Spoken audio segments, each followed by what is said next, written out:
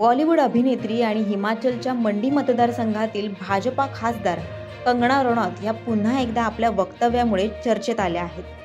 कंगना यांच्या विधानावर भाजपानेही हात झटकले आहेत आणि त्यामुळे कंगना आता यांना माफी मागावी लागली आहे। नेमकं त्यांनी काय विधान केलं होतं पाहूया। केंद्र सरकारने आणलेले 3 कृषी कायदे रद्द करण्यासाठी दिल्लीत शेतकऱ्यांनी मोठं आंदोलन उभारलं होतं।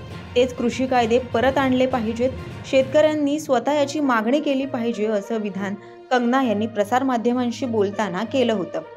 कंगना यांच्या याच वक्तव्यावर शेतकरी संघटनांसह विरोधकांनीही टीका केली आहे। यावर भाजपा नेते गौरव भाटिया यांनी कंगना यांचं हे मत वैयक्तिक आहे, ही पक्षाची भूमिका नाही असंही स्पष्ट केलं आहे। तमाम सोशल मीडिया प्लेटफॉर्म्स पर कंगना रनौत जी, जो कि भाजपा की सांसद नेत्री हैं, उनका एक बयान 3 कृषि कानूनों को लेकर, जो कि पहले वापस लिए गए थे, चल रहा है। मैं बिल्कुल स्पष्टता से कहना चाहता हूं, ये बयान कंगना रनौत जी का व्यक्तिगत बयान है एवं भारतीय जनता पार्टी की तरफ से ना कंगना रनौत जी ऐसा कोई बयान देने के लिए अधिकृत हैं और ना ही उनका बयान, जो पार्टी की सोच है 3 कृषि कानूनों को लेकर, उसको दर्शाता है। इसलिए उस बयान का हम खंडन करते हैं। पक्षाने घेतलेल्या या भूमिकेवरून आता कंगना यांनी एक पाऊल मागे घेत केलेल्या विधानावर दिलगिरी व्यक्त केली आहे। तसंच आता आपण केवळ अभिनेत्री नाही तर भाजपच्या कार्यकर्त्याही आहोत, हे आता आपल्याला लक्षात घेतलं पाहिजे असंही कंगना यांनी अधोरेखित केलं।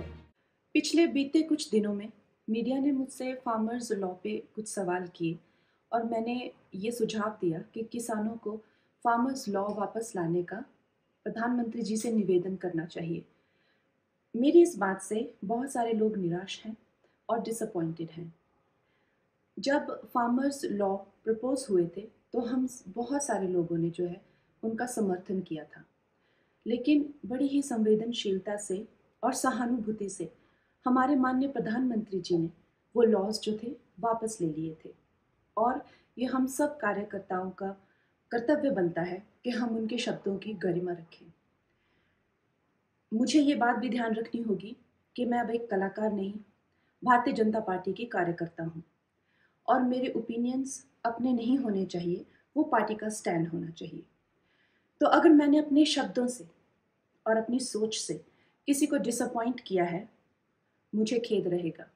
आई टेक माय वर्ड्स बॅक। दरम्यान हरियाणामध्ये निवडणूक असताना कंगना यांनी केलेलं हे विधान भाजपासाठी अडचणीचं ठरू शकतं। तर या आधी देखील कंगना यांनी शेतकरी आंदोलनासंदर्भात केलेल्या विधानामुळे भाजपची चांगलीच अडचण झाली होती।